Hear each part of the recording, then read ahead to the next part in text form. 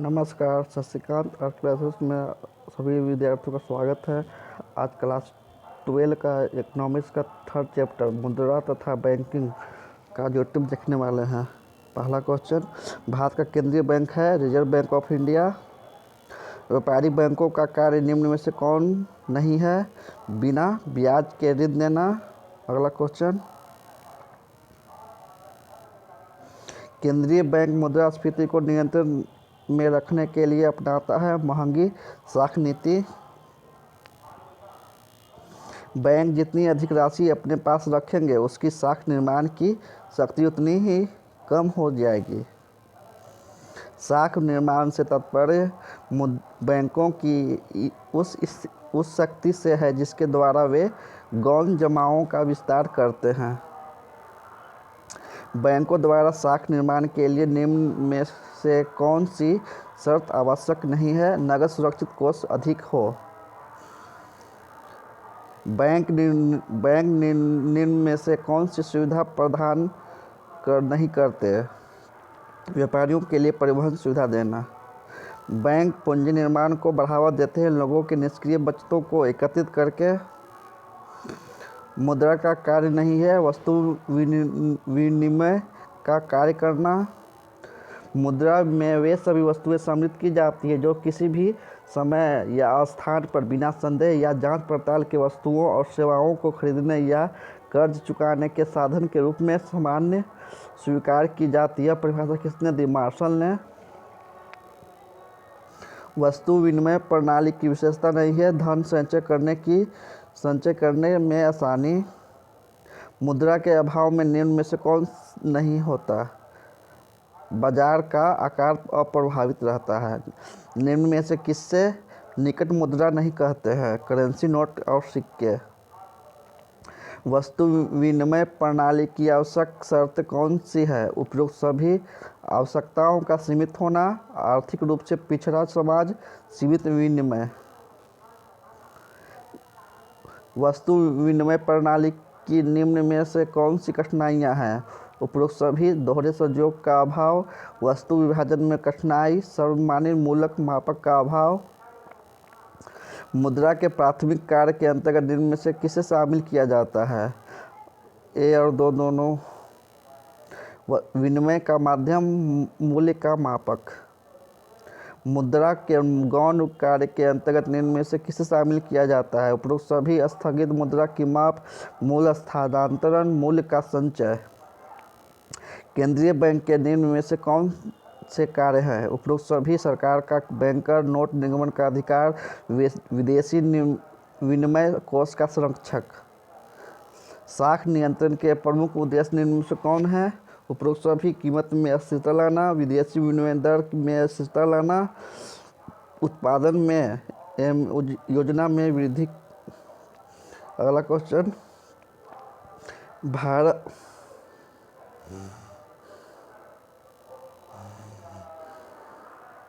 भारत निम्न में से किस मुद्रा मान पर कार्य कर रहा है? कागजी मुद्रा की भारत की मुख्य करेंसी है कागजी मुद्रा। निम्न में से किसे करेंसी नोट निर्गमन करने का अधिकार है? भारतीय रिजर्व बैंक। आय का निर्धारण, सीमांत उपभोग प्रवृत्ति का मूल्य क्या होगा यदि सीमांत बचत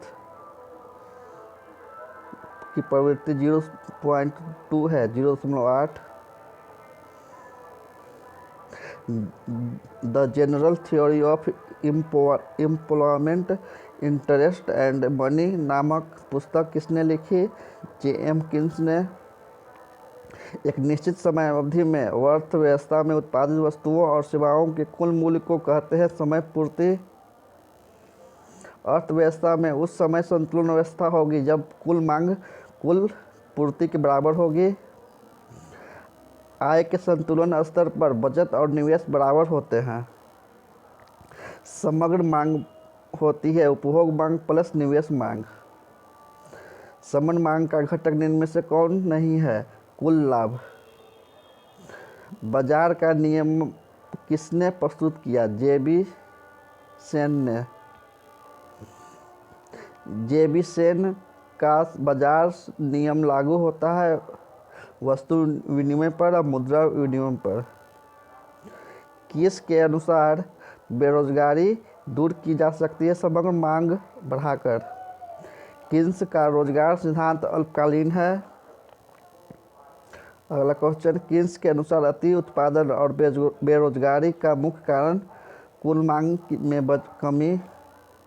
परंपरावादी अर्थव्यवस्था के अनुसार मौद्रिक और वास्तविक मजदूरी में संबंध होता है प्रत्यक्ष और अनुपातिक। कौन सा कथन सत्य है? MPC + MPS = 1। प्रतिष्ठित सिद्धांत यह मानकर चलता है कि जो कुछ बचाया जाता है वह पूर्ण रूप पेन विनिर्माण पर कर दिया जाता है। किस का रोजगार सिद्धांत लागू होता है विकसित देशों पर? मंदी दूर करने के लिए किस के विचार में सार्वजनिक व्यय को बढ़ाना चाहिए? किस के अनुसार अधिक पूंजी निवेश होने पर पूंजी की सीमांत क्षमता MEC घटती है?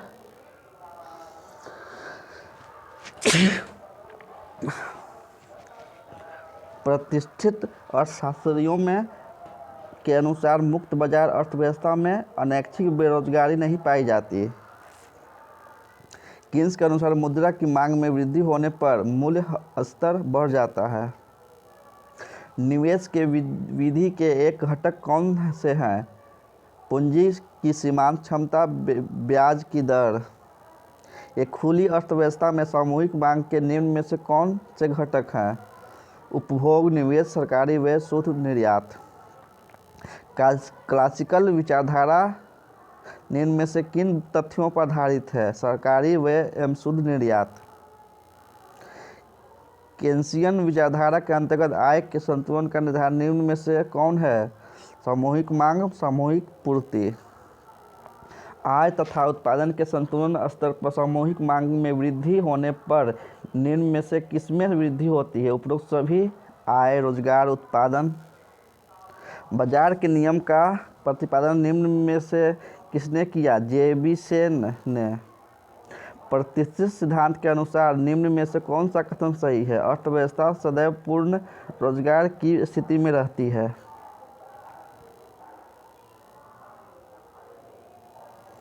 बाजार के नियम का प्रतिपादन निम्न में से किसने किया? JB सेन ने। प्रतिष्ठित सिद्धांत के अनुसार निम्न में से कौन सा कथन सही है? अर्थव्यवस्था सदैव पूर्ण रोजगार की स्थिति में रहती है। अगला क्वेश्चन, रोजगार का स्तर निम्न में से किस पर निर्भर है? प्रभावपूर्ण। अगला चैप्टर है सरकार, कार्य तथा क्षेत्र। अच्छा लगे तो लाइक सब्सक्राइब करना ना भूलें। ऑफलाइन के लिए मसौरी कुमटोली में संपर्क करें। निम्नलिखित में कौन सा कर अप्रत्यक्ष कर है? सीमा शुल्क। निम्नलिखित में से कौन सा कर प्रत्यक्ष कर है? उपहार शुल्क। निम्नलिखित में से कौन सा कर राजस्व आय है? निर्यात शुल्क। निम्नलिखित में से कौन सा सरकार का पूंजीगत व्यय है? शेयरों की खरीद। निम्नलिखित में से कौन सा सरकार का राजस्व व्यय है? पेंशन का भुगतान। निम्नलिखित में से कौन सा घाटा सरकार की उधार आवश्यकताओं की ओर इशारा करता है? प्राथमिक घाटा। सरकारी बजट निम्नलिखित में से किसका विवरण है? अनुमानित व्ययों और प्राप्तियों का। राजस्व प्राप्तियों में से निम्नलिखित में से क्या शामिल होता है? जो सभी लाभांश, लाभ, ब्याज, कर। पूंजी प्राप्तियों में निम्नलिखित में से क्या शामिल होता है? उपयुक्त सभी। वसूली सहायता, विदेशी सहायता, ऋण। सरकार द्वारा पुलों के निर्माण पर व्यय निम्नलिखित में से क्या है? पूंजीगत व्यय। सरकार के दिन प्रतिदिन के व्ययों को निम्नलिखित में से क्या कहते हैं? गैर योजना व्यय। सरकार बजट के माध्यम से निम्न में से किस उद्देश्य की प्राप्ति होती है? आंसर होगा उपरोक्त सभी। आर्थिक विकास को प्रोत्साहन, संतुलित क्षेत्रीय विकास, आय संपत्ति का पूर्ण वितरण। बजट के संगठक निम्न में से कौन से हैं? A और B दोनों। बजट प्राप्तियां, बजट व्यय। सरकार के कर राजस्व के अंतर्गत निम्न में से कौन शामिल है? उपरोक्त सभी आय कर, निगम कर, सीमा शुल्क। प्रत्यक्ष कर के अंतर्गत निम्न में से कौन शामिल है? आयकर, व्यवहार कर। प्रत्यक्ष कर के अंतर्गत निम्न में से कौन शामिल है? अंशों का उपरोक्त सभी उत्पाद कर, सीमा शुल्क, बिक्री कर। भारत का वित्तीय वर्ष है 1 अप्रैल से 31 मार्च। बजट को कितने भागों में बांटा जाता है? अंशों का 2। बजट के निम्न में से कौन से भाग हैं? राजस्व बजट, पूंजी बजट। अगला एंड लास्ट चैप्टर, खुली अर्थव्यवस्था, समष्टि अर्थशास्त्र। वह दर जिस पर एक देश की मुद्रा को दूसरे देश की मुद्रा से विनिमय किया जाता कहलाती है विदेशी विनिमय दर। इनमें विभिन्न मुद्राओं के बीच विनिमय दर की कोई परिवर्तन नहीं आता। अस्थिर विनिमय दर। बिना किसी सरकारी हस्तक्षेप के विनिमय दर का निर्धारण होता है मांग और पूर्ति की शक्तियों द्वारा। वह प्रणाली जिसके द्वारा विभिन्न देश अपने व्यापारिक दायित्वों का निपटारा करते हैं कहलाती है विदेशी विनिमय प्रणाली। विनिमय दर में वृद्धि लाता है अनुकूल भुगतान संतुलन। एक देश का शेष विश्व के साथ निश्चित समय अवधि में किए गए समस्त आर्थिक लेन देन का विस्तृत ब्यौरा है भुगतान संतुलन। भुगतान शेष का चालू खाता ... वास्तविक सौदों को दर्शाता है अल्पकालीन। भुगतान संतुलन के वित्तीय लेन देनों से संबंधित खाता कहलाता है पूंजी खाता। विदेशों में पूंजी के निवेश से आय है लेनदारी। जब किसी देश की कुल प्राप्तियां या दृश्य अदृश्य निर्यात तथा कुल देनदारियां या दृश्य या अदृश्य आयात बराबर होते हैं तो भुगतान संतुलन होता है संतुलित। विनिमय दर के विभिन्न में कौन शामिल है? ए और दोनों। अस्थिर विनिमय दर, लोचपूर्ण विनिमय। स्थिर विनिमय दर के निम्न में कौन से रूप हैं? विनिमय दर की सर्वमान्य प्रणाली, विनिमय दर की ब्रिटेन वुड्स प्रणाली। लोचपूर्ण विनिमय दर के निम्न में कौन से गुण हैं? उपरोक्त सभी।